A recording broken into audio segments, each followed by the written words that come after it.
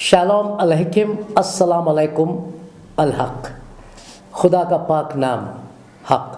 خدا حق ہے، برحق ہے، اور ہم یہاں حق کی بات کر رہے ہیں، کتاب مقدس کی بات کر رہے ہیں۔ کتاب مقدس وہ عظیم کتاب ہے جس کی تصدیق خود قرآن مجید کرتا ہے، اور اس بات کو ہم ثابت کرنے جا رہے ہیں آپ کے سامنے۔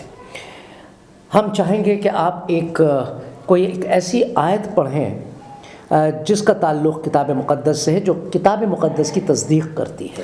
دیکھیے، سب سے بڑی چیز یہ ہے کہ سب سے پہلے حضرت آدم اور حضرت حوا کو جب خدا نے بنایا اور باغ عدن میں رکھا، جی، نہ کہ انہیں بہشت میں رکھا تھا بلکہ باغ عدن میں رکھا تھا۔ باغ تھا، وہ ایک باغ تھا، وہ لگایا گیا تھا اور اس زمین پر تھا وہ۔ جی، تو اس میں جب رکھا تو اس میں کہا انہیں کہ آپ ہر درخت کا پھل کھا سکتے ہیں سوائے ایک درخت کے پھل کے، اور وہ درخت تھا جو باغ کے بیچ میں ہے، بھلے برے کی پہچان کے پھل کا درخت۔ جی ہاں۔ تو اس کے بارے میں ہم تھوڑا سا آج دیکھیں گے۔ اس کا جو پھل تھا اس کو خدا نے منع کیا تھا کہ اسے نہ کھانا، یعنی اس پر پابندی تھی، اور اس پابندی کو ہی توڑ کر انہوں نے کھایا۔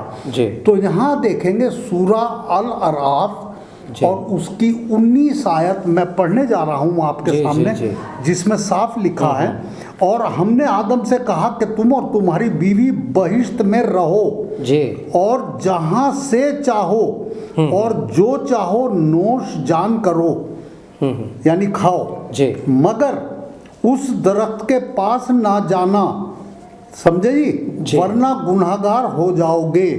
تو اس درخت کے پاس جانے کے لیے انہوں نے منع کیا ہے، پابندی جی۔ تو وہ گئے آگے، اگلی آیت میں ہے شیطان نے دونوں کو بہکایا اور انہوں نے کھایا، انہیں کھلایا۔ شیطان کہتا ہے کہ تم فرشتے کی مانند بن جاؤ گے اور مرو گے نہیں بلکہ جیتے رہو گے۔ اتنا ہی تھا، ایک ہی آیت تھی اس میں، میں اس کے بعد والی جو آیت ہے اگلے ایپیسوڈ میں ہم کریں گے۔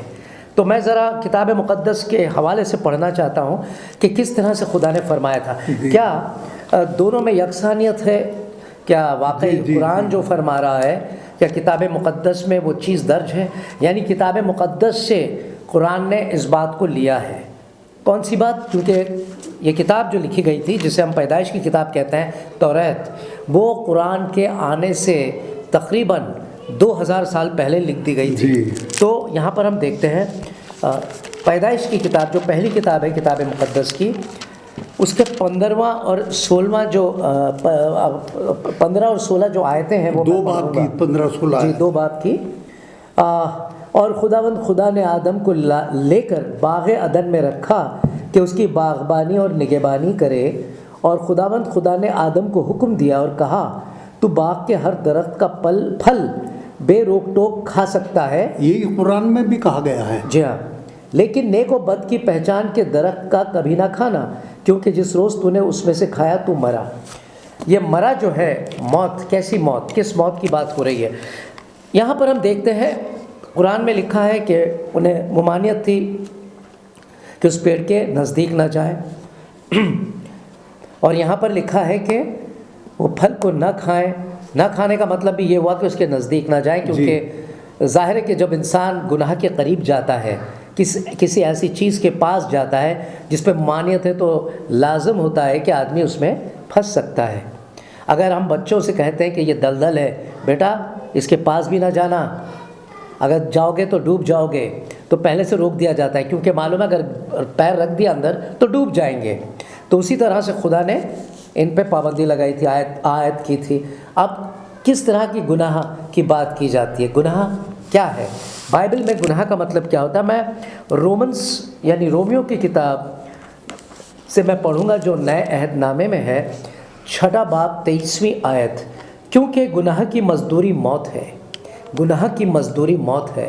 ایسا ہے کہ اگر گناہ نہ کرتے آدم اور حوا تو شاید آج وہ بہشت میں ہوتے ہیں، جسے ہم باغ عدن کہتے ہیں۔ باغ عدن، آج وہ تکلیفیں، وہ مشقت کرنا نہیں پڑتا انسان کو۔